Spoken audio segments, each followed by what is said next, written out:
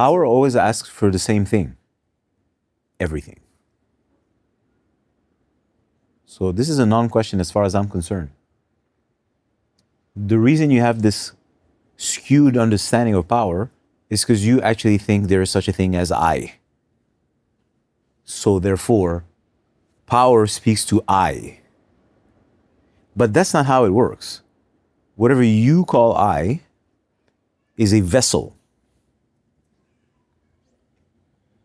And the I-ness is a bunch of restrictions that prevent power from circulating.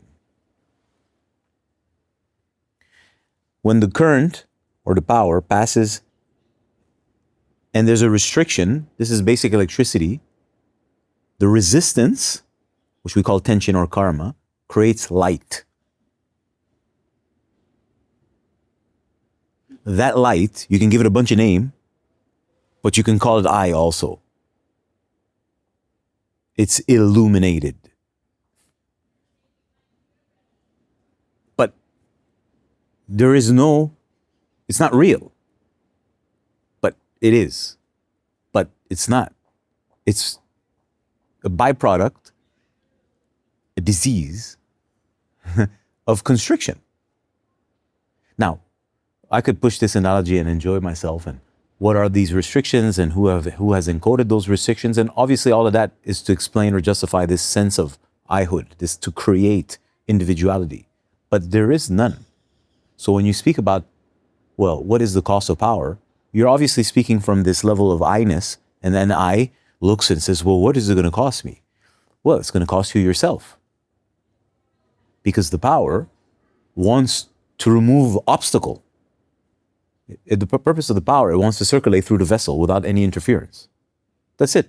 And the interference is your I, your I-ness, your identification.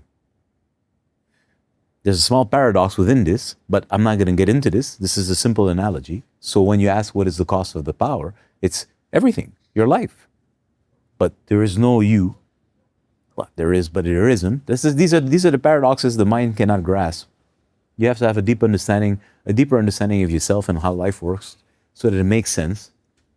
And what I'm saying doesn't sound any different than esoteric schools would speak about. But anyways, the point is, the cost is always the same. And it doesn't matter at what level you want to operate at, whether it's in a temporal power, that means horizontal in the world, or it's always the same. It requires from you everything. You need to become a channel, whatever you is. The price is always you, your head. Head representing the part of the body where the identification I is.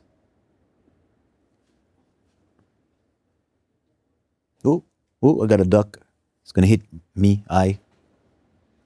So that's always the same. And that's why people have such a hard time. Isn't it?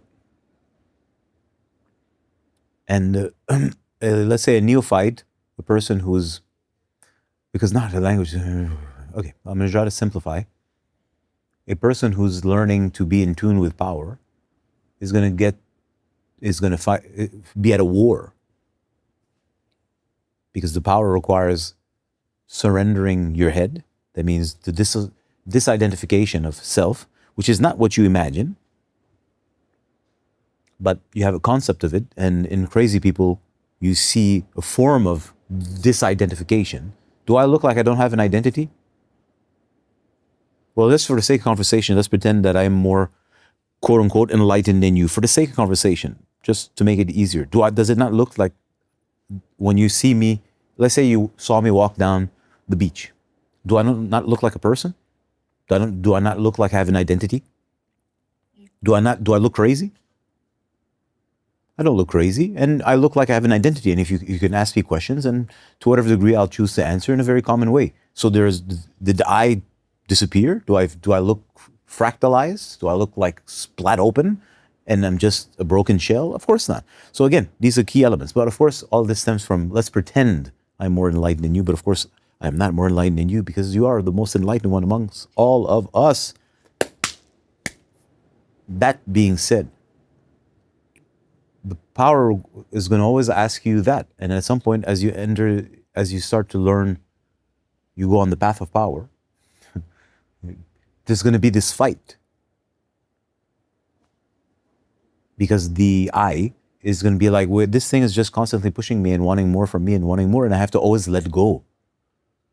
Let go of its endless lists of, well, this is who I am, and this is what I want, and these are the things I must have, and this is what I have to have in order so that I can be really me. And the power is like, well, I don't really care what you've made up for yourself. This is what I'm requiring you to do. And then the I will say to the power, well, where are you taking me? It says, doesn't matter where I'm taking you. Even if I told you, you wouldn't understand. Because you're too stupid. You have no sense of anything. Your sense of identity is based on past experiences and television. You're a fucking moron. You want me to explain? I could spend 1,000 years explaining. You will never fathom what I'm talking about. So either you get out of the way, or, well, depends on the kind of power you're dealing with. Oh, the nuances, they're endless. Long story short, power always requires the same thing: surrender. If you don't like the word surrender, I don't care. Find another one. Put your head on the chopping block.